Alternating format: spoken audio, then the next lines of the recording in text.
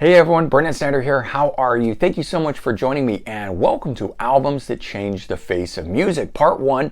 There will be a Part 2 and that's going to post tomorrow, so keep an eye out for that. But there are so many things that go into shaping popular music. It could be culture, what's going on in the world, how people feel. But sometimes a single album can have a huge overarching impact on the face of music as well.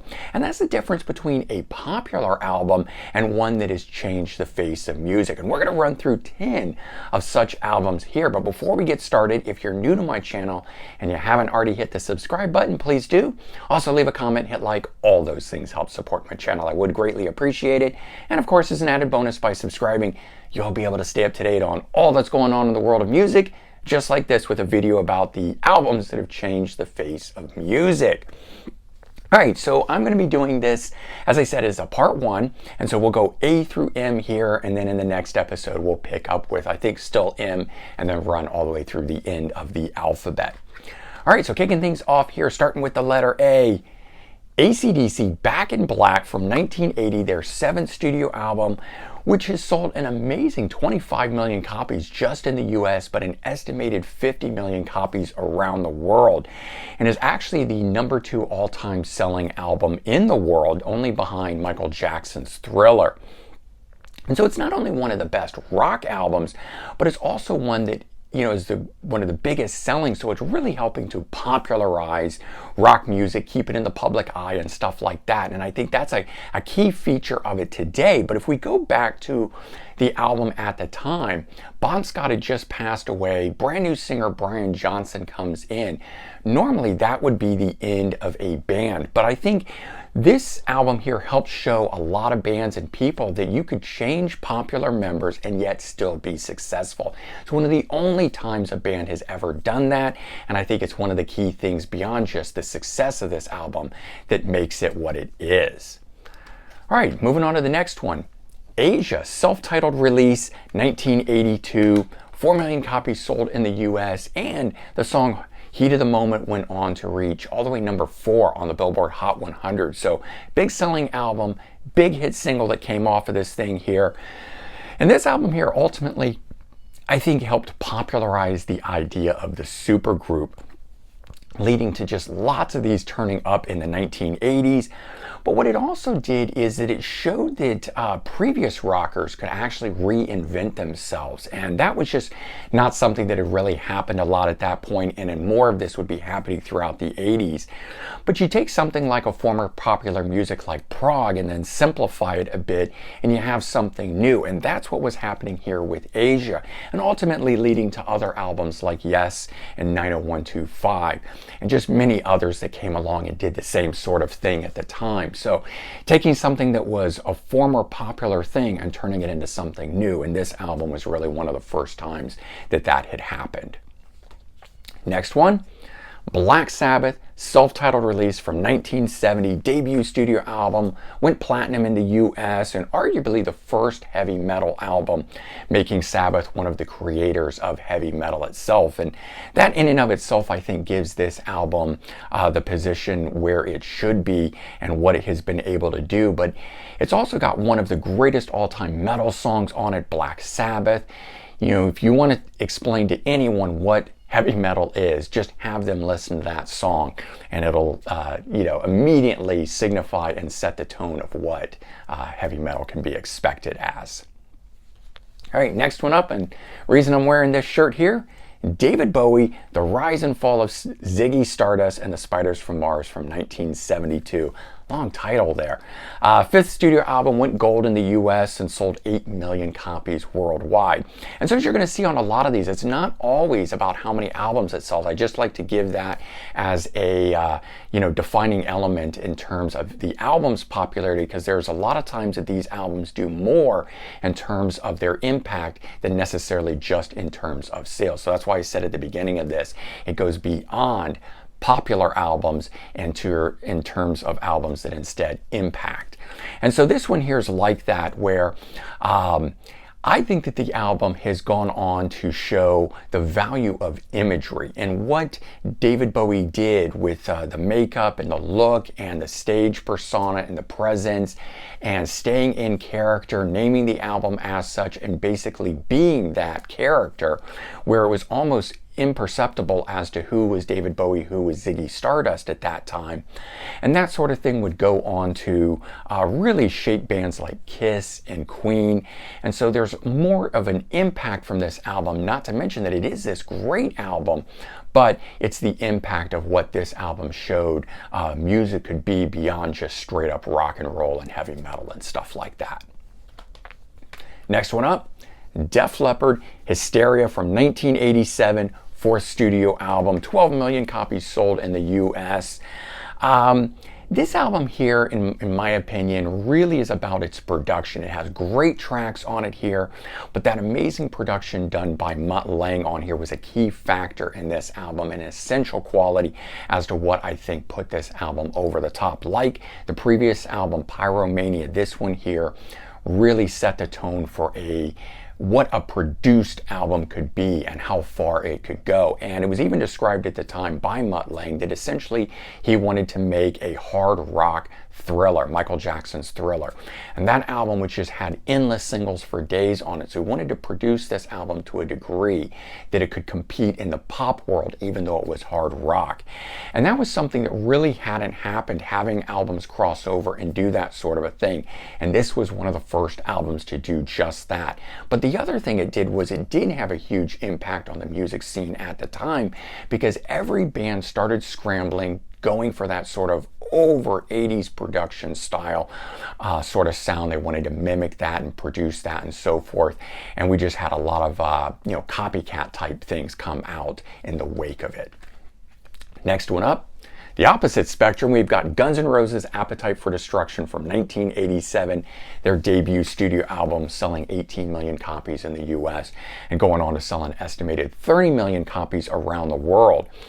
And so you got to remember, at the time when this album was released and up until it actually broke in 1988, the ongoing thing at the time was really a sort of pretty style glam metal. You had Poison and Bon Jovi and groups like that and stuff. But when this album came along, it made things much heavier.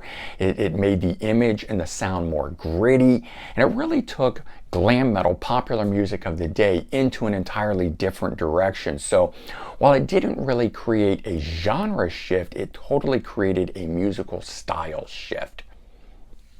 Okay, next one up, Jimi Hendrix, Are You Experienced from 1967, debut studio album.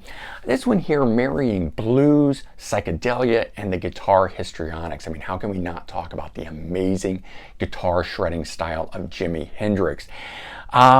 Nearly every guitar player has cited Jimi Hendrix as an influence, and everyone that has come after him, you almost cannot compare them to Jimi Hendrix. So the album is fantastic, but also just 1967, this sort of sound and style was not happening. You didn't have people playing the guitar to this degree. And so that in and of itself, but also what it would do to future guitar players and the impact in that regard, is what brings the album to the place that it is here. Next one, Iron Maiden, Number of the Beast from 1982, third studio album. First one to feature Bruce Dickinson coming in from Samson. The thing is that while the first two albums that they released, the sound of that was more a merging of punk and metal, which I do in and of itself think that those had huge impacts as well. For me, it's this one here where the album itself fully embraced the metal scene and helped break the new wave of British heavy metal onto the national scene. It really had started coming out around the late 70s, 78, 79, that sort of thing. So early 80 it started to break, but this album here really pushed it over the top, in my opinion. Now I think that's arguable which album did it, what band did it, and so forth, but they're definitely probably the biggest of the new wave of British heavy metal bands to come out of that. So I'm going with this album here, and you've just got some of the most iconic music songs coming from it. Number of the Beast, the title track alone, but Run to the Hills, and then one of my favorites, Hallowed Be Thy Name. All right, going a completely different direction here for the next one. Led Zeppelin, Untitled, Self-Titled, or 4, however you want to call it, from 1971, their 4th studio album, selling 23 million copies in the US and an estimated 37 million copies worldwide.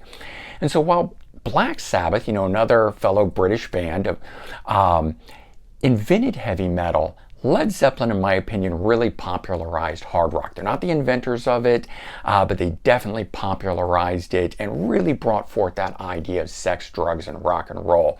Robert Plant just oozed sex appeal and so forth on stage, and the slinky style of playing and the guitar and just all that sort of stuff really, really brought that across. And so for me at least, this album here is what I think of when I think of rock or hard rock music, that sort of a thing. And aside from all of that, then you've just got the big radio songs that are on it. Black Dog, Rock and Roll, but Stairway to Heaven. If for nothing else, this album has to be part of this because of that song there. That is one of those songs that every guitar player learns, that is just played endlessly, that makes the top 10 list of every, countdown or top 100 list of songs or that sort of stuff. And I will agree, this album is an overplayed album that I probably never need to hear again. In fact, I've done an entire discussion on that alone. But the song being on this album, being Led Zeppelin, again, makes it one of those albums that I think changed the face of music. All right, and the 10th one that we're doing here today is part of part 1, because remember, there will be a part 2. Meatloaf, Bat Out of Hell from 1977, debut studio album from him, 14 million copies sold in the US and featuring the compositions of one Jim Steinman. You can't overlook that. This may have come out under Meatloaf's name, but in my opinion, this is really a Jim Steinman album. And it really made theatrical rock a popular format. It had been around, different artists had tried it, but this here really popularized the format itself, and I think it also attributed to the popularization of musicals amongst young people. So musicals, of course, had a whole world in and of itself separate, but it brought it in and it made it something popular. And with this album here, having turned it into something like that, this would be an impact way later on, but this album, which has continued to sell and be in popular culture and so forth, would ultimately lead to things like musicals being made from rock music and so forth, and eventually it would even get its own musical version as well and appear on, I don't think it actually came to the US and played on Broadway, but it has toured and done its thing and so forth. So there you go. There are 10 albums that changed the face of music. This is part 1. As I mentioned, there will be a part 2. So check back tomorrow for the rest of those that will pick up with the letter M again and then run all the way through the rest of the alphabet. But I'm sure you guys have some. Let's keep your suggestions to just the ones that are in the A through M category here as part of this one here. Let me know what other albums and things you think changed the face of music as well. And then when tomorrow's hits, you can pick up with those letters and give me your titles for those as well. All right, everyone, take care, have a good one, and I'll talk to you soon. Bye-bye.